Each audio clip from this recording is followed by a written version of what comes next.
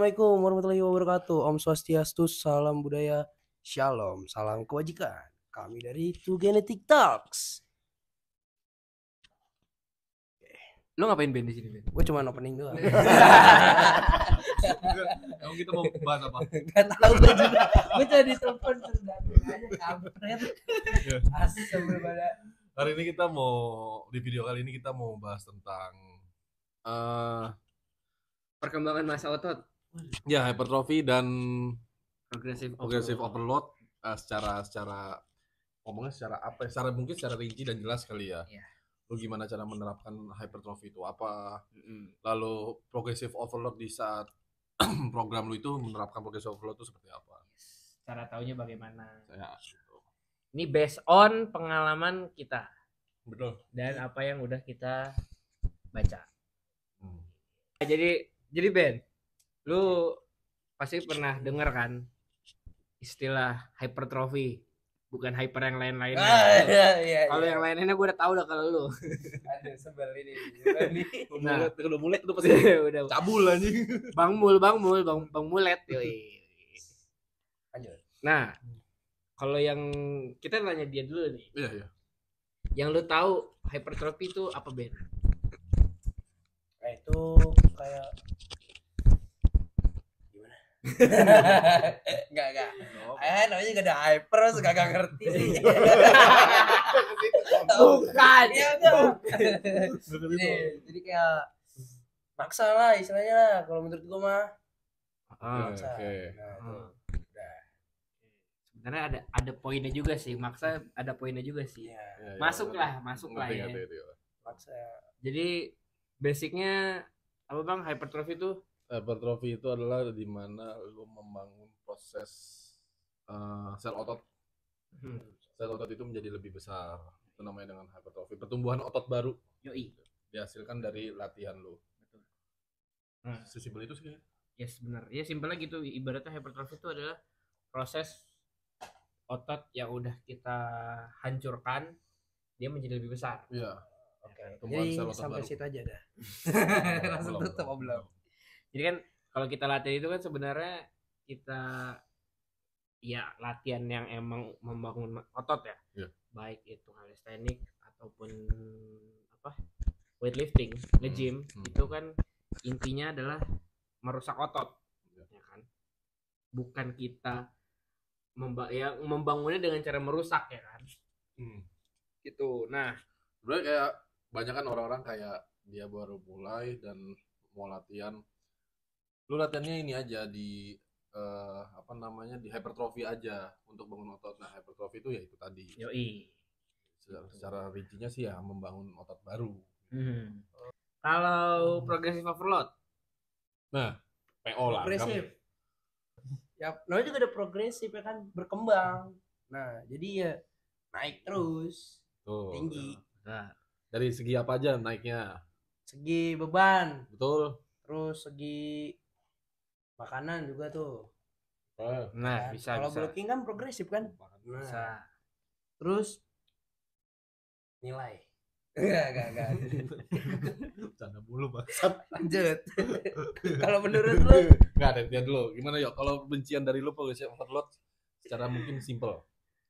Overload tuh ibaratnya lu berprogres menambah terus peningkatan ya. Peningkatan dalam segi pendapatan. bisa juga dimasuk itu juga sebenarnya kayak misalnya dari beban simpelnya gitu ya. Beban terus repetisi lu gitu. Nah itu namanya progressive overload gitu. Jadi ada peningkatan secara signifikan bukan yang secara instan gitu. Iya. Intinya gitu. Bertahap. Yes, ibaratnya gitu. Kalau bertahap. progressive overload tuh maksudnya jadi kayak contoh misalkan lu bench press hari ini 60 kilo dengan 8 reps, 60 kilo. Ntar sekitar ya kurang lebih kalau bagi gua adalah 2 minggu di saat repsnya bisa naik repsnya dulu kalau bagi gua. Menurut gua adalah repsnya dulu. Di saat udah lebih dari 10 reps menurut gua baru bisa nambah bebannya. Jadi kalau gua tuh progressive overload yang gua terapkan adalah lo naikin repsnya dulu contoh dari awal 8, ntar udah week keberapa naik dulu 9 sampai 10, baru di situ baru naik beban. Saya mah tidak. Cuman kalau orang beda-beda ya. Ada yang dia udah reps 8 struggle. Tadi dia struggle di 8 dan besok di week berapa ya 8-nya udah ngerasa kayak biasa aja. Dia langsung naikin beban, nggak perlu naikin reps. Jadi intinya Macam-macam sih. Intinya progressive overload tuh bukan intinya sih, tambahannya kita yang harus tahu ya. Kita yang harus tahu perkembangan dan kapan waktunya kita harus menaikkan Tuh. sesuai dengan kemampuan kita.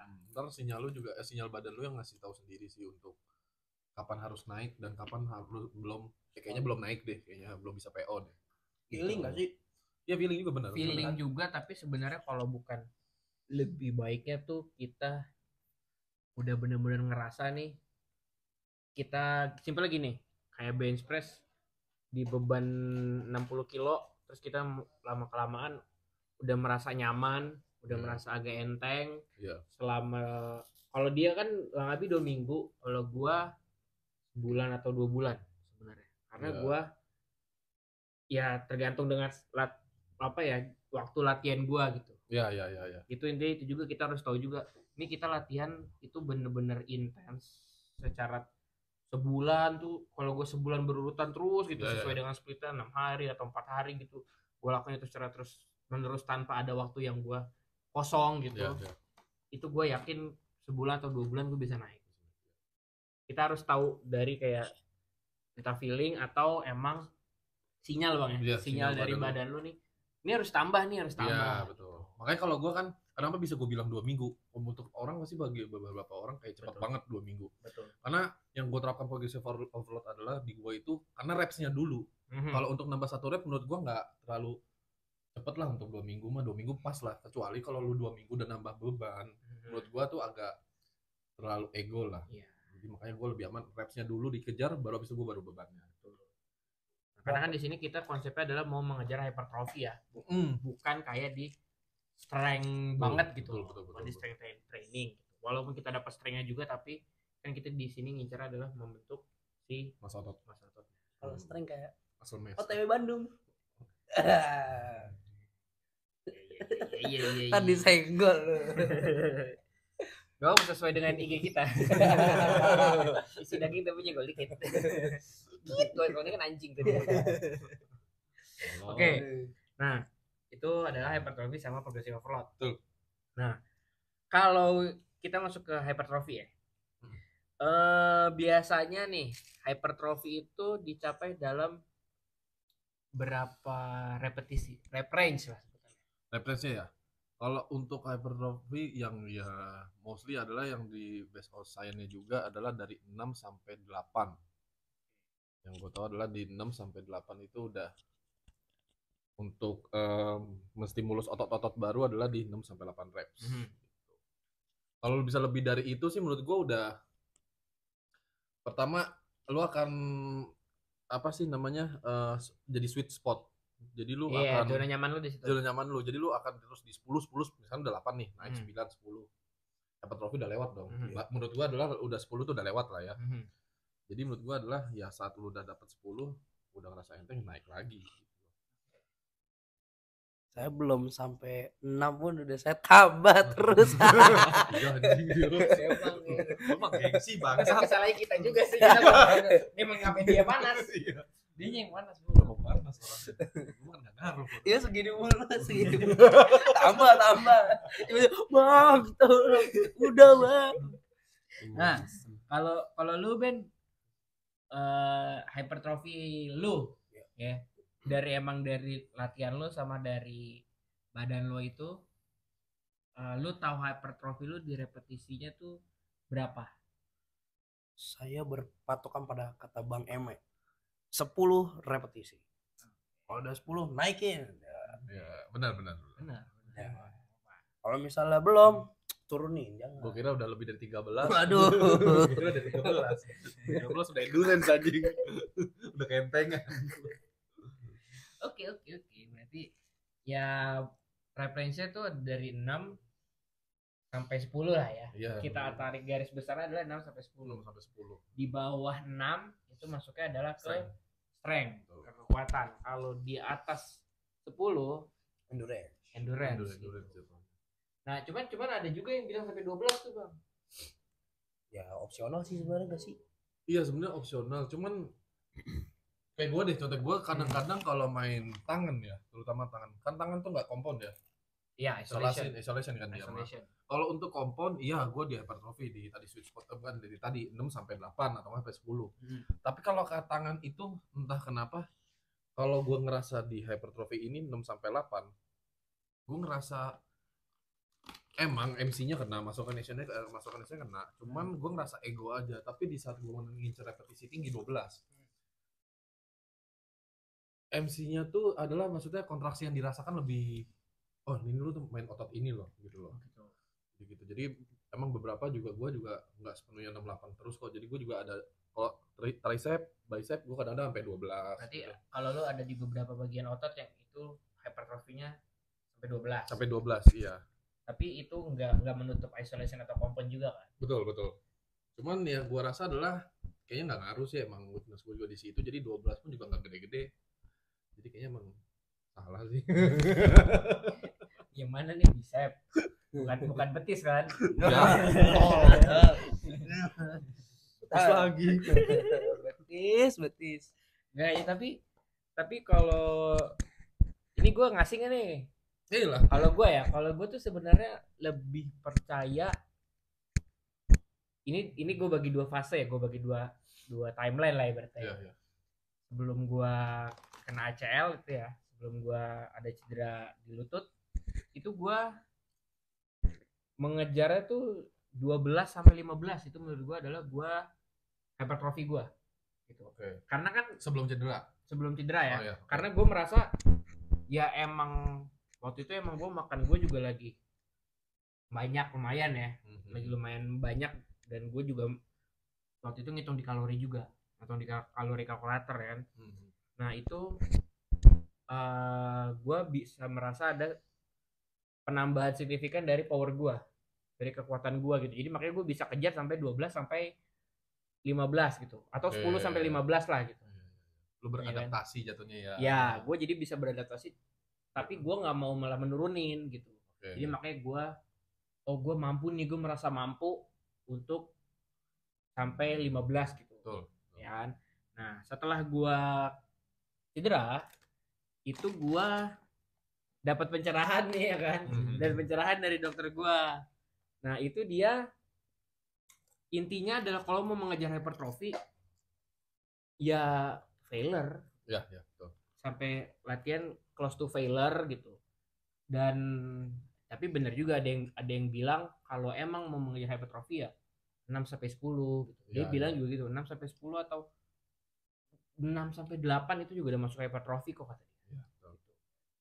As long as lu latihan tetap close to failure gitu. Cuman dia pokoknya intinya dia lebih merekomendasikan lu latihan close to failure gitu. Jangan lu targetnya segini. Jadi dia kan stuck jadinya. Benar. Makanya kan ada beberapa orang, gue hypertrophy kok 6 sampai 8. Tapi di repetisinya menjelang 8 lu nggak ada kayak struggle, udah nggak bisa. Masih terlihat tuh masih kayak enteng ya. Masih kerasa kelihatannya, karena kan kita merasa nih kayak dia pernah komen gua squat ya emang nih ya, bukannya gua kan emang squat masih gede nih, masih mungkin ya sampai saat ini gua masih paling gede kan di daily gym. Tuh cuman waktu itu ya masih di berapa ya? 120 atau 111. Iya. Gitu gua lupa, pokoknya masih belum sampai 130 gitu. Belum sampai 130. Itu pokoknya masih 5 plate main di Smith Machine. Lu kan ngitungin tuh. Iya. Ngitungin gue di 12 tapi kayak masih easy banget. Iya kan? Betul. Masih easy banget. Gue pikir kayak oke, berarti emang kayaknya gue harus close to failure atau gue naikin. Betul. Nah, pada saat itu kan decision gue adalah gue naikin kan. Iya. Nah, itu makanya maksud tadi si progressive overload-nya. Betul. Berarti gue dapat sinyal kayak oke nih, gue nggak dapat sinyal di badan gue, tapi gue dapat sinyal dari orang lain. Iya. Untuk gue progressive overload. Nah, gue pas ketika gue cobain naik berapa sih itu? Setengah apa langsung 10 sih? Enggak, langsung 5. Masih 5 kan? Masih naik dulu. Setengah doang kan gitu. Nah, itu gue ngerasa masih dapat kan 12 dan masih agak gampang. Oh, jadi gue oke, gue mau naikin tapi gue nggak dulu gitu. Iya. Nggak dulu karena gue beradaptasi lagi. Betul. Gitu. Nah itu ada masuknya dengan si progressive overload dan definisi reference hypertrophy di gue yang gue terapin. Gitu. Karena bahkan even lu naik progressive overload tuh nggak harus gede-gede. Even lu cuma 0,5 sampai 1 kilo aja lu tambahin. Itu udah ngaruh juga. Iya, itu udah progressive overload. Itu udah ngaruh juga. Walaupun kecil. 2,5 aja tuh. Apalagi kalau lu main kompon ya. Wah. Bench press squat itu lu naik 1 kilo 2 kilo tuh udah plek, pressure-nya udah kerasa langsung beda. Nggak usah bench press deh. Kita lateral raise. Ah iya benar. Itu Lateral paling. raise. Lu pernah nyobain yang latihan Ya, yang kayak lo kan? ya, Iya. yang kan di kita kan dumbbellnya udah ada yang fix dumbbell kan cuma Iya. 10 kilo. Iya. 8 atau 10 kilo lah. 10. Ya kan 10 kilo. Gue main di 12. Kerasa kan? Pakai yang Pakai 33. Iya, 3. Iya. Berarti kan itu masuknya 14 malah. 14 Iya. tambah 2 kilo ya. 14 kan.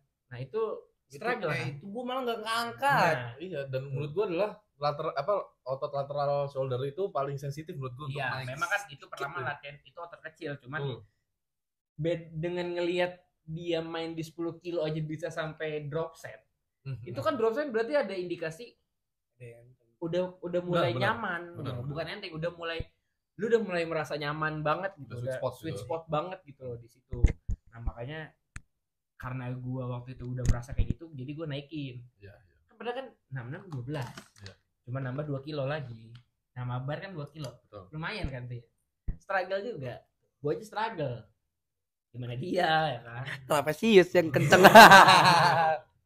Karena pada dasarnya kalau Bella ngomong hypertrophy tadi, karena pada dasarnya hypertrophy itu adalah lu di mana harus men-challenge otot lu terus. Betul. Bukannya lu malah nyaman di situ terus. Betul. Gitu. Karena lama-lama orang juga kalau lu di 8 terus, lu akan sugesti juga lama-lama entah sampai minggu selanjutnya lu akan di 8 terus. Betul.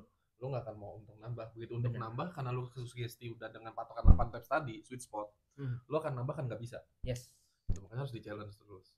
Challenge apalagi temenan sama mereka. Ya segini mulu beban lu. Gua bilang gitu anjing. Balik lagi. Gue mau menghargai semua orang apapun itu bebannya. Gak ada tuh gue bench press gak digituin tuh.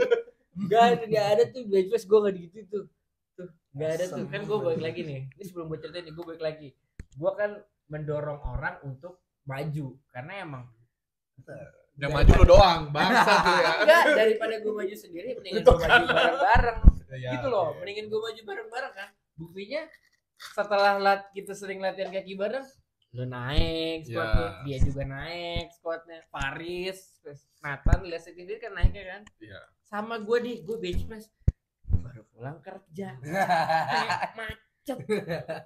Gue belum makan, dia enak udah makan. Bench press dia cepet, gue main di 80 ditai-tai. Ingat gue masih inget gue. Kebekas ya. Masih kebekas. Gue 8-nya main di 80 udah struggle tuh di 10 kilo udah. Ngapa? Emang sih 10 kelihatan enteng pokoknya cuman gue ngapain? Naikin udah cepet gue jabarin cepet nggak nyampe 3. Orang lagi capek dia aja. Emang kurang ajar dia gak mau ngaku. Gue mulai disalahin kan emang. Tuh, oke. Baik lagi nih. Back to the topic. Kan tadi gue udah sempet nyinggung tuh ya. Yang gue main di 5 plate udah dapet 12. Terus gue main di 5,5. Gue udah dapet 12 lagi. Yeah. Ya kan? Nah, apakah kayak gitu kan berarti lama kelamaan gue merasa makin enteng dong. Iya, benar. Nah, berarti semakin lama kita merasa semakin enteng, apakah itu tandanya itu sebagai progressive overload? Bener kan? Jelas. Ya kan? Jelas banget. Itu udah menurut gua adalah udah indikasi jelas kalau lu tuh udah harus challenge lagi otot lu. Indikasi paling kelihatan. Iya, kelihatan indikasi banget. paling jelas adalah itu udah ayo dong tambahin lagi. Itu menurut gua sinyal gitu. Dan gimana? Karena soalnya iya kalau lu di sweet spot tadi lu di situ-situ aja ototnya adalah ya nggak di challenge terus ya nggak gimana mau berkembang. Jadi gitu loh. jadi kalau ada yang pernah bilang sama gue tuh sepuh di daily gym tuh bilang sama gue lama-lama otot lu manja. Iya benar-benar. Bahasa kasarnya gitu, lama-lama otot lu manja. Benar-benar. Itu kan kalau dia kan bilangnya sweet spot. Nah itu kalau si gue lupa namanya siapa, itu dia bilang lama-lama otot lu manja segitu-segitu dulu. Dulu latihan di segitu mulu sampai berminggu-minggu. Iya. Otot lu jadi kelamaan manja dan gak ada perkembangan. Benar. Lu cuma ngerasa capeknya aja. Benar. Nah itu maksud gua. Capeknya aja di nyusun pelatihan doang nih ya. Bukan di latihannya nih. Lu udah nggak ada hasrat lagi untuk challenge otot lo, jadi ya udah nggak berkembang lagi. Another Tio kayak. Aduh. Orangnya udah nggak ada aja. Innalillahi. Anjing.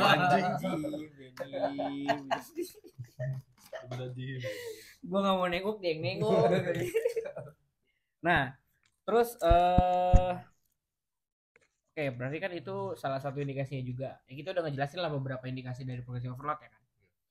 Nah, lu nih Ben, karena kalau gue kan jadi ngerasa semakin lama semakin enteng. Kalau Bang Abi dapatnya dari feelingnya dia, dari sinyal dari si badannya. Kalau lu progressive overload, lu kasarnya penerapan kali ya? Penerapan atau lu nangkepnya tuh gimana? Kalau diledekin sih. Kalau diledekin, ini saatnya saya menambah. Badannya belum ngomong belum. Jangan dulu, jangan. Apa udah ngomong ya? Belum anjing. Tapi lama-lama dia jatuh panas. Besokannya nggak latihan. Gue balik dia waktu squat sih. Gimana? Banyak nih. Kejadiannya banyak nih. Ada pokoknya dipanas-panasin, habis itu pas di last rep bilang gak bisa patah. Patah anjing biar gak di-push, bisa banget.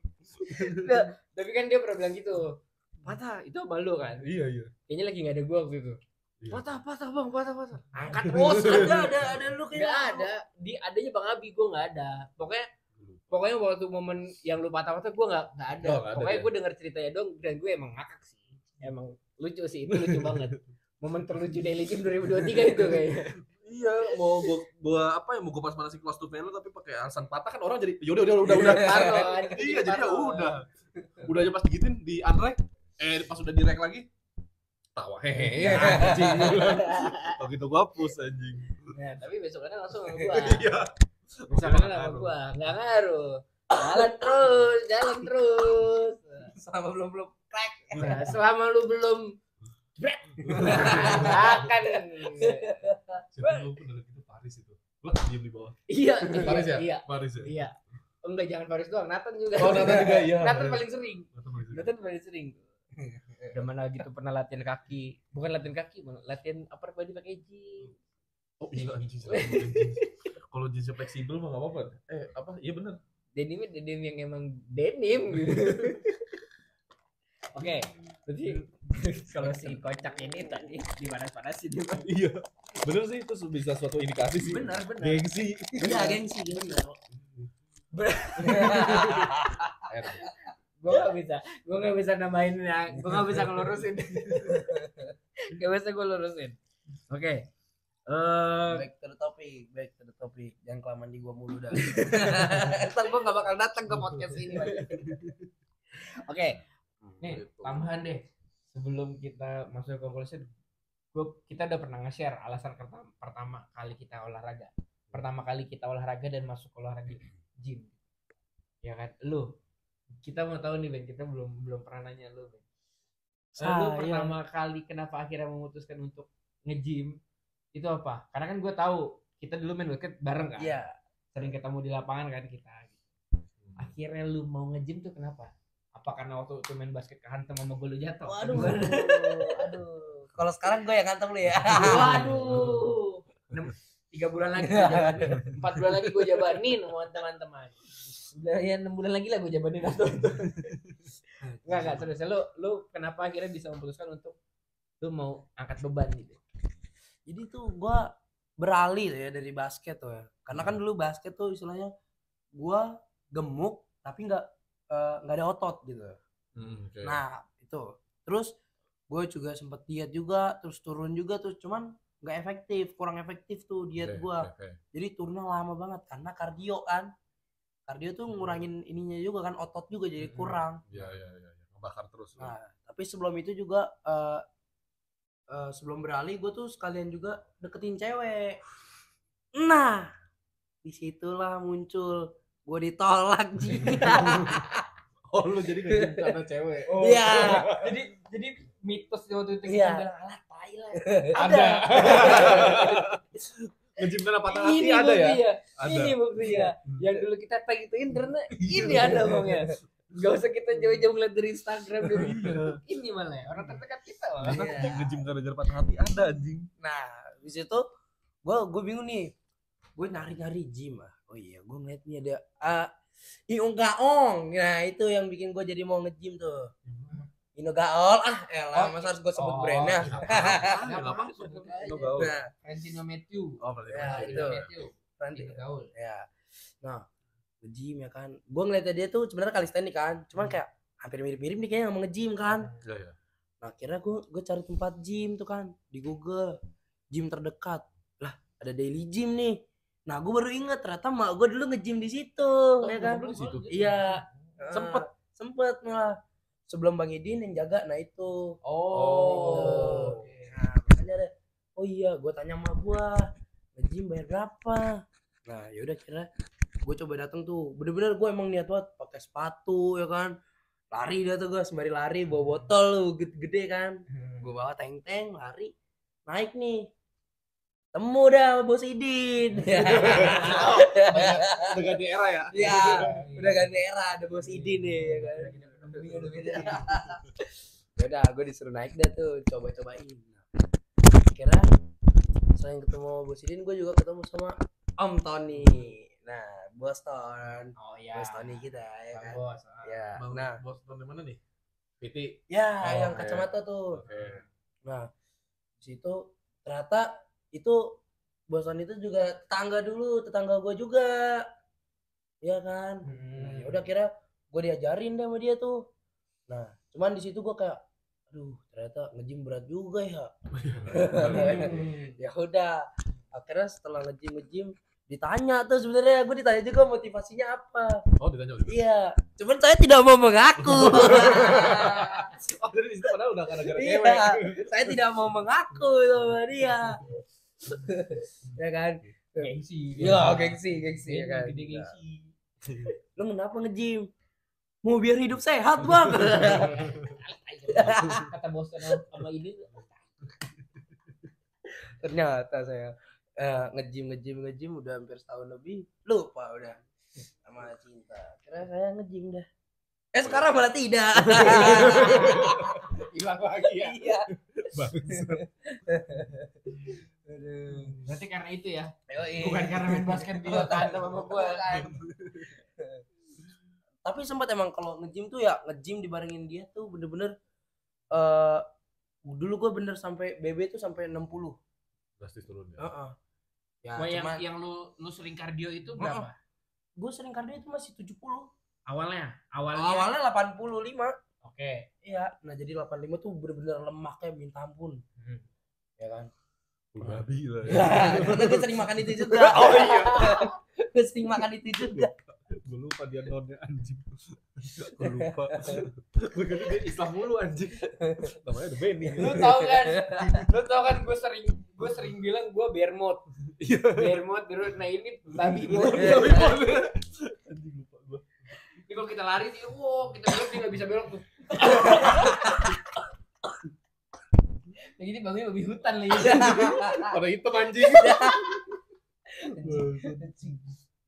Oke, lanjut tuh kan. Nah, itu gue sempet bener-bener kayak itu gue pada saat itu kan gue udah nge-gym tuh kelas 3 SMP kan. Nah, Iya.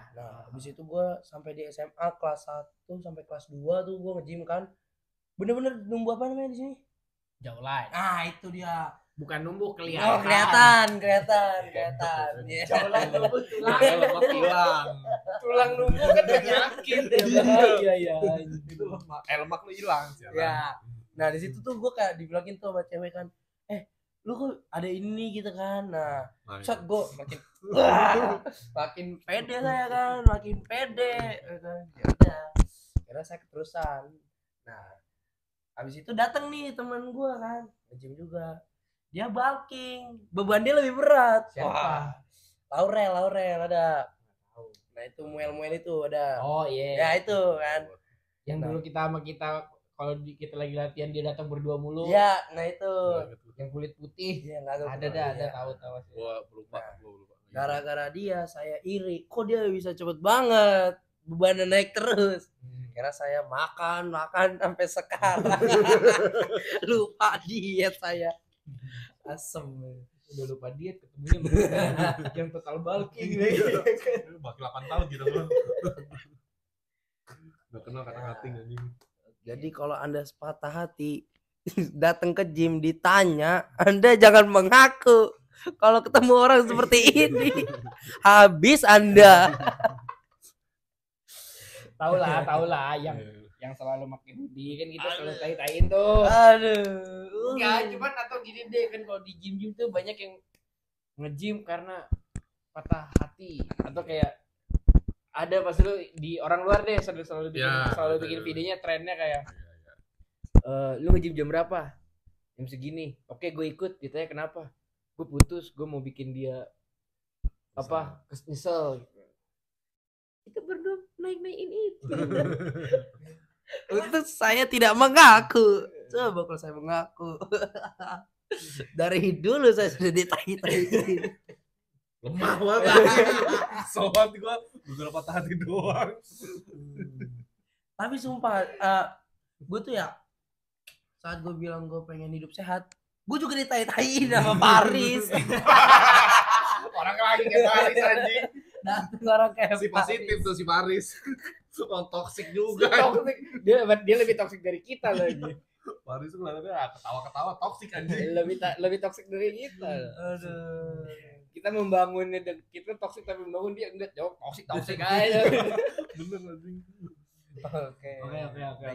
Jadi intinya adalah hypertrophy dan progressive overload itu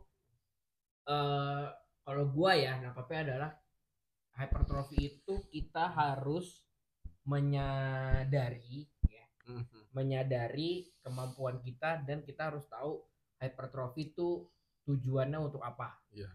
Dan progressive overload itu adalah kita harus balik lagi nyadar juga, harus sadar juga progressive overload itu apa, dan kita harus tahu kita kuatnya di progressive overload itu pada saat ya di momennya gitu loh, harus sadar momennya gitu. Gua ya bukan maksudnya suatu itu gimana, cuman intinya kalau kita sadar kita akan merasa aman untuk melakukan itu. Kalau kita nggak sadar kita malah sotoy, ego ya, ego dan bukannya progressive overload yang ada malah dapat cedera. Nah, itu udah paling bahaya tuh. Aduh. Iya. Si hypertrophy dan progressive overload tuh poin utamanya kita harus sadar dulu sih. Gitu. Karena kalau kita nggak sadar kita ego atau kita nggak tahu nih ternyata hypertrophy malah ternyata kita jatuhnya kita ngelakuin endurance. Itu nggak dapat ya, hypertrophy-nya dapat tapi jadinya sweet spot dan kalau kita malah ngeberatin cuma dapat 1 atau 3 reps tapi kita tahu kita tujuan mengejar hypertrophy, jadinya itu adalah ego lifting. Betul ya. Ego lifting. Kayak kita dong. Tuh gitu lah kali ya. Iya, kalau dari gue pun ya sama sih, pokoknya progressive overload dan hypertrophy menurut gue adalah dua yang berhubungan, yang dilakukannya harus dengan hati-hati, dengan maksudnya harus pintar juga, nggak boleh ego juga. Bisa nimbulin resiko cedera juga bisa kalau lu nggak nangkap sinyalnya. Yang penting ya nggak, kalau bagi gue adalah cara lo progressive overload itu untuk nyari untuk stimulus otot baru atau hypertrophy. Jangan terpatok dengan beban yang berat-berat untuk nambahnya. Even 1 kilo, 2 kilo per side aja udah progressive overload. Atau repetisinya juga udah progressive overload. Makanya repetisi adalah itu makanya gue selalu repetisi dulu baru beban. Gitu. Ibaratnya target paling target paling realistis untuk dicapai. Betul ya. Dan paling aman untuk dicapai itu adalah mengejar progressive overload di repetisi terlebih dahulu sebelum kita ngejar beban. Ya. Tapi dengan catatan itu di saat lu mau naik beban itu dengan catatan lu udah close to failure ya. Gitu loh. Tapi di saat close to failure itu udah 10 reps dan close to failure itu udah nggak bekerja lagi, nah lu baru bisa naik beban. Kalau dari gua, jika Anda ingin apa namanya? Progressive overload, tunggulah sampai Anda diledek-ledekin. Dan jangan lupa minta bantuan atau spotter. Ya, betul itu. Ya. Ya, jadi sekian video dari kita hari ini tentang progressive overload dan hypertrophy. Ya, semoga bisa jadi ilmu. Ya, maaf juga kalau mungkin ada salah-salah, bisa komen di bawah. Bisa kasih masukan juga. Head comment juga boleh.